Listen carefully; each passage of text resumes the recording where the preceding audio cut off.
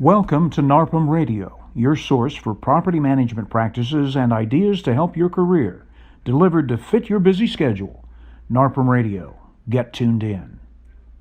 You rented a mother-in-law apartment out.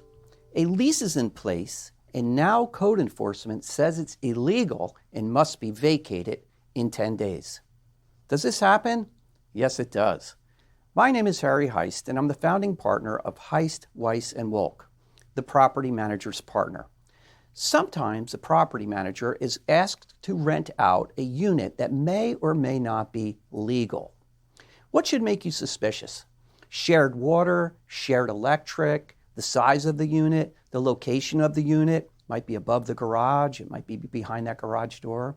Sometimes the unit is legal, the main unit's legal, but it's been modified without permits. Have you ever seen a bedroom that was once a garage, complete with water, bathroom, a kitchenette? Behind many a garage door is a bedroom, sometimes with a full bath.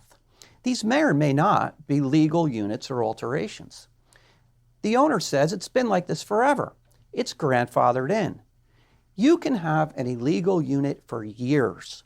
Everything is fine until that nosy neighbor has a problem with your tenant, calls code enforcement, and now code enforcement comes to the property.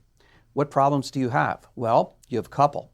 First of all, you've got a lease in place that the tenant wishes to enforce, but the unit's not up to code. Insurance might not even cover that unit. If you suspect an illegal unit or an illegally modified unit, confirm the legality or illegality first.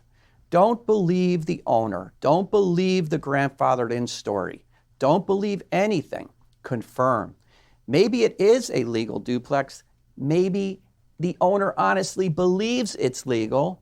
Maybe it is legal. We don't know until we confirm. The owner tells you he bought it that way. Maybe the owner didn't even know when he bought the property that it really was not a legal unit. If a unit turns out to be illegal after your research, you have a choice. Either don't accept it for management or accept it, taking some precautions, and do so at your own risk. What can happen? You could have an angry neighbor, like we just mentioned, who does not like your tenant. They call up code enforcement. Code enforcement comes, shuts down the property, red flags it, and now action could be taken by code enforcement. Fine, hearing, anything could happen.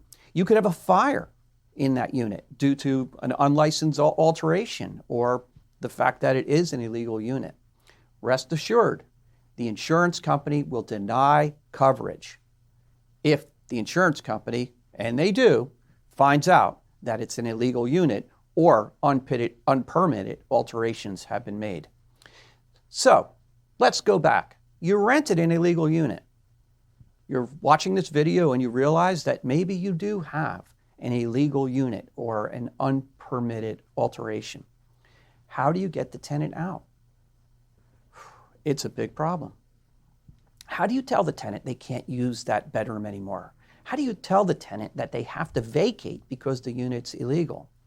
Well, if you decide to take on an illegal unit or an illegally modified unit, you can put a special clause in the lease.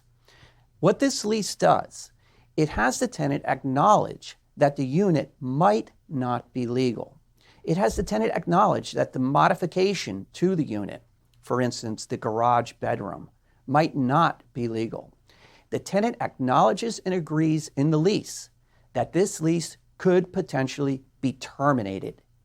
And the tenant agrees that if an unpermitted alteration was done, they might not be able to use that room as a bedroom anymore.